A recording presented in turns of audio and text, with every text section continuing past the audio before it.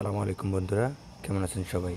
আজ আপনাদের সাথে আরেকটি এবং ঢাকাতে আপাতত লাস্ট ভিডিও নিয়ে আপনাদের সামনে হাজির হলাম এবং আপনাদের দেখাবো এটা 300 ফিটের রোড।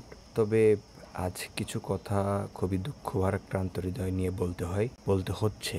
আজকে দেখলাম যে রিক্সার একটা অটো রিক্সা অর্থাৎ ব্যাটারি চালিত রিক্সার একটা অভিযান চলছে।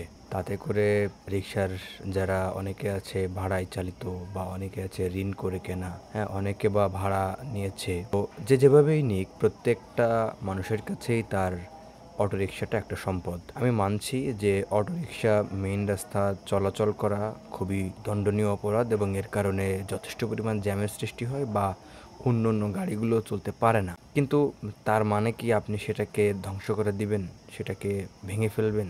তাহলে ওই অটোরিকশা চালকের অবস্থাটা কী হবে কখনো কি ভেবে দেখেছেন? অটোরিকশা চালক তার অটোটাই তার সম্পদ। ওই একটা অটোর উপরেই হয়তো তার 5টা বা 4টা বা পরিবারটা নির্ভরশীল। তাহলে কি হবে এখন তাদের? তারা কিভাবে বাঁচবে, কিভাবে চলবে, কি করে খাবে? একবারও ভাবেননি আপনারা। আমি কর্তৃপক্ষকেই আসলে বিশেষ করে বলতে চাই, আপনারা বড় লোকের উস্কানিতে তাদের কিছু করতে পারবেন না, কিন্তু এই গরিব খেটে খাওয়া মানুষের, দিনমজুর, দিন আনে দিন খায় এমন মানুষদের রুটি রুজিতে হামলা করতে পারবেন। আপনি অটোরিকশা উৎপাদন বন্ধ করে দেন, এদেশে ইম্পোর্ট বন্ধ করে দেন, তাহলে আর মানুষ অটোরিকশা চালাবে না।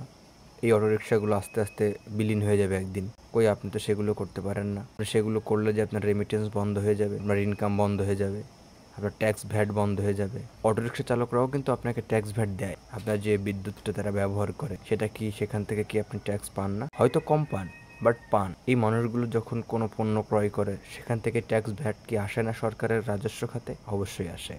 কিন্তু এদের অপরাধ, এরা গরিব মানুষ, এরা দিনমজুর, এরা দিন আনে দিন খায়।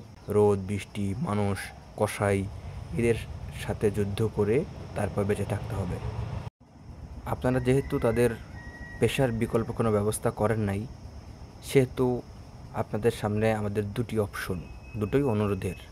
কারণ আপনাদের তো আর আমরা কোনো কিছু কমেন্ট করতে পারি না, বা কমেন্ট আমাদের দ্বারা সাজেও না। 1 নম্বর হচ্ছে, এই পেশাদারী মানুষদের নতুন কোনো পেশায় নিয়োজিত করুন, অথবা যতক্ষণ তারা পেশা না পায় এতক্ষণ তাদের একটা পেশার ব্যবস্থা করুন।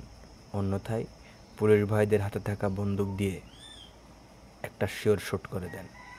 কারণ পরিবারের চাপ কত ভয়ানক শুধুমাত্র সেই জানে যে পরিবার চালায়।